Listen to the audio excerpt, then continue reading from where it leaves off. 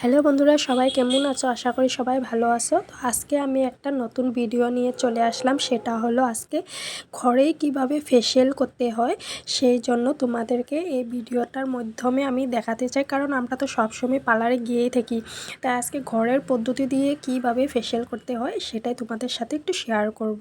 তাই টমেটো একটা নিয়ে নিচ্ছি। সবার প্রথমে টমেটো দিয়ে আগে মুখটাকে ফেসটাকে ক্লিন করব। ক্লিন করার পরে এটাতে আমি কি অ্যাড করব আমি তোমাদেরকে দেখাচ্ছি। এখানে আছে চাউলের গুঁড়ো আর মসুর ডাল আর চাউলের গুঁড়ো আমি রাতে ভিজিয়ে রেখেছিলাম, এটা গ্রাইন্ড করে নিয়েছি। তারপর এখানে দিয়ে দিচ্ছি একটু হলুদের গুঁড়ো দিয়ে দেওয়ার পর এখানে আবার একটু অ্যাড করছি হানি।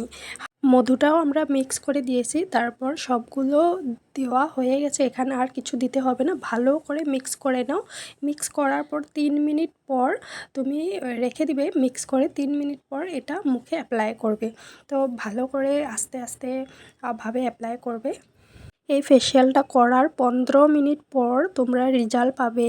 ফেসে এত সুন্দর একটা গ্লো ভাব চলে আসে আর সফট, পুরো ফেসটা সফট হয়ে যায়। তো আমি দেখো পুরো ফেসে অ্যাপ্লাই করে নিয়েছি। তোমরা চাইলে কিন্তু গলাতেও অ্যাপ্লাই করতে পারো, আমি করিনি। তারপর আমি 15 মিনিট পর দেখো ফেসটাকে ধুয়ে আসলাম। ধুয়ে আসার পর আমি কিন্তু ঠান্ডা জল দিয়ে ধুয়েছি, কোনো ফেস ওয়াশ ইউজ করিনি। তো তোমরা দেখতে পেরেছো আমার ফেসটা কত গ্লো করেছে, আর কত সফট। তারপর আমি একটা নরম কাপড় দিয়ে ভালো করে মুছে নেব। মুছে নেওয়ার পর তোমাদের কাছে যেই রকমই ময়শ্চারাইজার থাকুক সেটা তুমি ইউজ করবে। আর কিন্তু ঠান্ডা জল ধোয়ার পর আর কিন্তু কোনো ফেস ওয়াশ আজকে ইউজ করতে পারবে না, কারণ ফেস ওয়াশ দিলে যে গ্লোটা তোমার আজকে ফেসে দেখা যাবে সেই গ্লোটা কিন্তু আসবে না। তারপর আমি দেখো যেই ময়শ্চারাইজার রোজ ইউজ করি সেই ময়শ্চারাইজার থেকে একটু নিয়ে নিয়েছি।